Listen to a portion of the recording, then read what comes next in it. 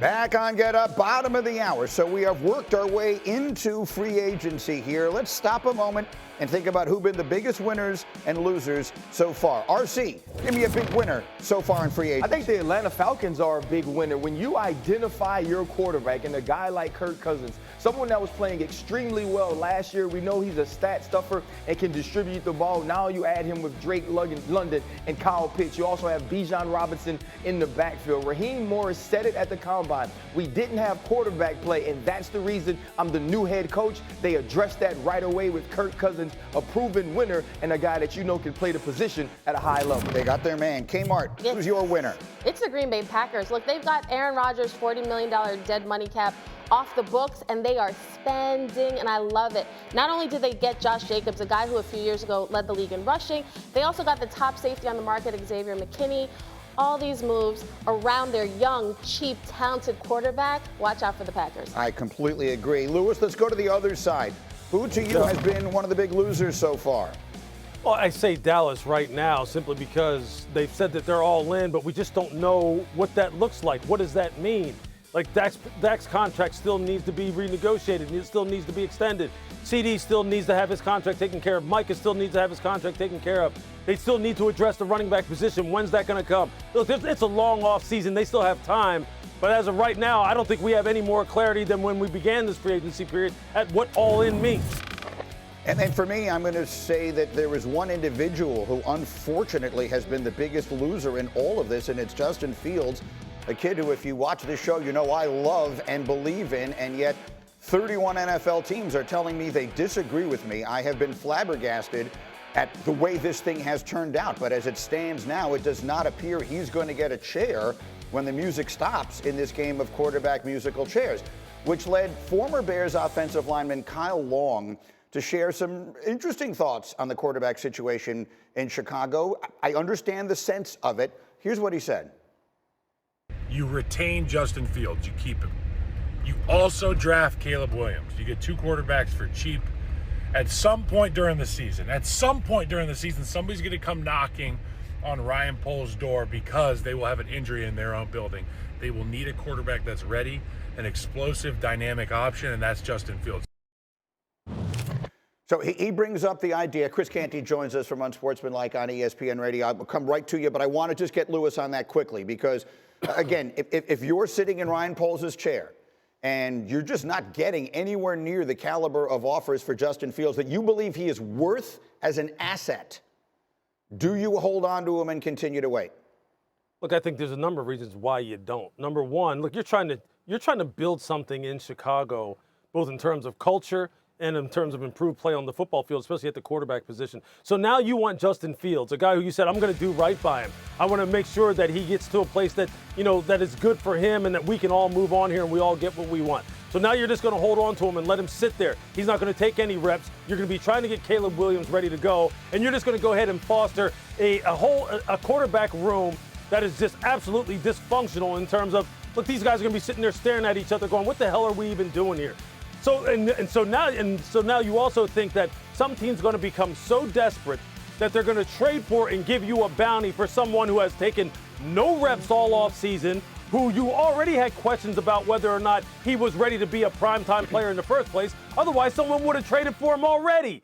So now he's going to be sitting on ice all off season, all during training camp, hell, maybe during the regular season, according to this philosophy. And then some team's going to jump up and go, hey, we'll give you a 2 for him. But he hasn't taken any reps, and we had questions about him last year anyway. It doesn't work like that. They're just going to have to like eat this one. They're going to have to take what they can get and move on, and then set the table for Caleb if that's who they're going to draft, and let Justin just get to a spot where he can learn from a veteran. He's going to have to take a back seat, and maybe his time will come down the road. That's the way this is going to play out. This is not going to be fantasy football where some teams it's going to be so desperate and give you what you want. That's not what it is. Fired up on that. It ain't what it is. Lewis is preaching right now. We're singing from the same hymnal. I completely agree. I mean, Justin Fields is a sunk cost. The 2 first-round draft picks that you gave up to get him, you're not going to get anything close to that. Like, you just have to cut your losses and move on, because the one thing that you can't do is invite a quarterback controversy while you're trying to get your young quarterbacks career off the ground in the National Football League. Whether it's Caleb Williams, Jaden Daniels, or Drake May, the priority for the Chicago Bears is not winning games in 2024. It's making sure that you properly develop this franchise quarterback, something that you haven't done since Sid Luckman. So I don't think you need to invite a quarterback controversy and just playing out the different hypotheticals. If the Chicago Bears started Justin Fields week 1 before Caleb Williams was ready, and Justin Fields plays well, it creates an impossible bar to clear for Caleb Williams, because all of a sudden, everybody's looking at what you could have got for the #1 overall pick as you traded it. If you start Caleb Williams and he struggles like all rookie quarterbacks do, then all of a sudden, Caleb Williams is looking over his shoulder, and everybody in the locker room and the entire fan base is looking at Justin Fields to save the day. You don't want to put Caleb Williams in that situation, and that's why it just doesn't make sense to hang on. Why do you look so JF1. confused, RC? I don't know why everybody can't see the big elephant. What's the elephant? What if they ain't gonna draft Caleb Williams at all? What does that mean? Haven't we been talking about the evaluation process? The draft didn't happen. I don't know that Caleb Williams has signed a contract. Has anybody called Caleb Williams and say, hey, Caleb Williams, the Chicago Bears are drafting you #1 overall. Are you ready to come to Chicago? Do you want us to take you to see the bean? Nobody ever said that. The bean. Nobody. He is not listening to Drake singing songs about being in Chicago because the chick left him. What if Justin Fields is going to be the only first-round quarterback in the room? What if Justin Fields is going to be the starter? Like where RC's going, it's a reason. Here's another reason, though. There is a market for Justin Fields, and here's one reason why it may not be public yet. Teams know that the Bears are stuck. It's either they want to move on from Justin, and they might be asking for a 2. I spoke to an NFL exec who's like, the longer they wait, the cheaper he becomes. Why would we give up higher draft picks when we can just sit back and wait for them to feel that pressure of, okay, we got to do something? Could they hold on to Justin? Yes, they could. But also, other teams understand it's a game of chicken. So if a team wants, if you know they have the #1 pick and they had the #1 pick last year, traded it away to not take a quarterback. Yeah.